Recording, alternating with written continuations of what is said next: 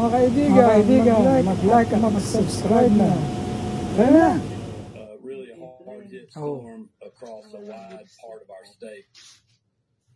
Governor Kemp there. So Atlanta's fire rescue department saying that they have rescued 25 people at least from floodwaters during the night. And this, to me, is the most extraordinary scene.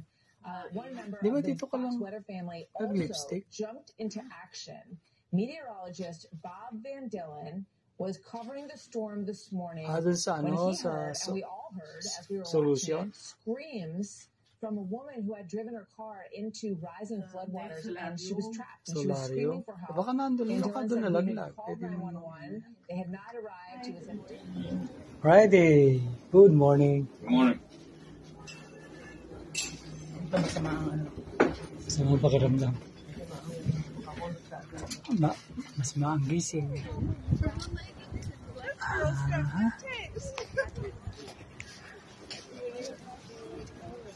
Yan ang aming barko.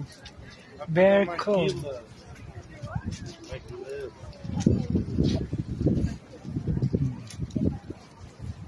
Juneau, Alaska.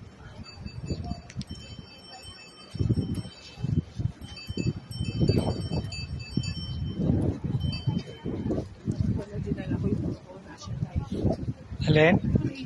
National ID. Pero kung tinala ko buong pitaka ko, yung wallet ko doon. Nandun yung national ID. Hindi, meron ka naman, di ba? Yung kinuha mo na picture? Ayun, okay na yun. Ito nga okay.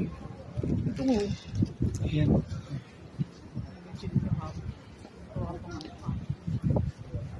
Dito kami sa labas, ang taas ng babaeng do, ang haba ng bias.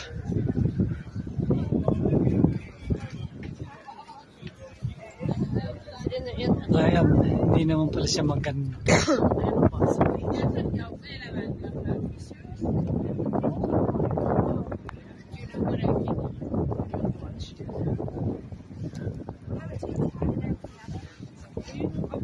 Alin? Yung Red Dog Saloon. Diba? Doon nakaharap yung na. Yun ba yun?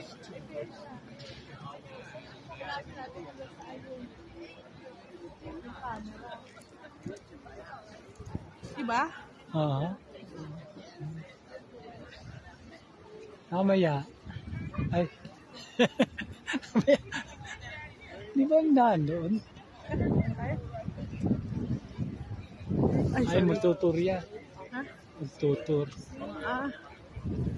Saan tayo? Lakarin natin yung dyan. Teka nga, huy. Uy, bakit? Uy. Malamig. Ay, yung ano? Ano ko, yung aking... Gloves. Yung gloves, hindi pa yung gloves talaga kahapon. Inanok sa scandal.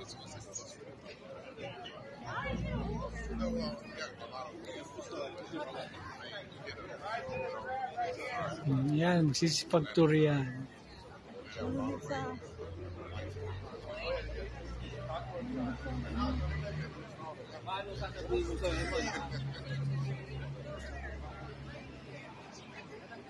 Lakad-lakad mo tayo dito.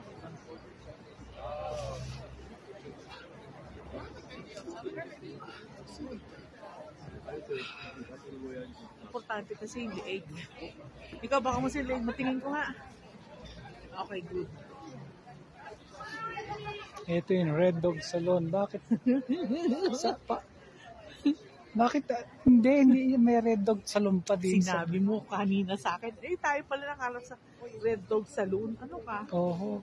Pero, bakit gano'n ang taas? Ha? Saan nagdada yung mga tao? Wala, ngayon nakikita tayo ngayon doon. Wala tayo doon. Tingnan natin. Downtown. Downtown. When you were home, life is making you move.